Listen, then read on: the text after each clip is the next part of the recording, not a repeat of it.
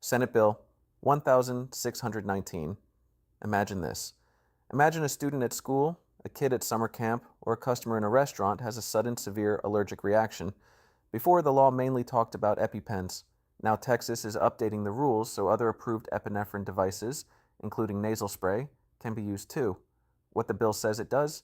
Senate Bill 1619 updates Texas law, so schools, colleges, child care programs, EMS providers, and some public-facing places can stock and use epinephrine delivery devices, not just auto-injectors.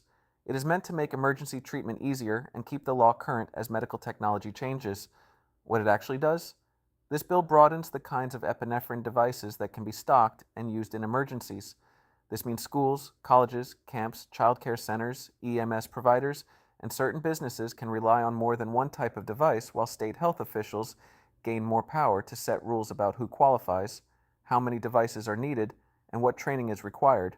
It also protects people and organizations acting in good faith from liability, which encourages participation but can reduce accountability when something goes wrong. Who benefits? Students, staff, parents, and visitors in schools and colleges, child care centers, camps, restaurants, sports venues, and other places that choose to stock epinephrine, EMS providers and first responders, pharmacies and makers of approved epinephrine devices. Who pays the price? Smaller schools, child care providers, or other entities that may struggle with the cost of devices and training. People who may have fewer options for legal recourse because of broad immunity protections. Communities that have to rely on executive rulemaking instead of direct legislative updates. Why it matters. On the surface, this is a practical safety bill.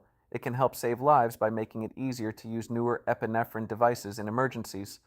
But it also matters because it shifts more detail-setting power to state health officials, and it leaves schools and other institutions to handle training and supply costs if they choose to participate.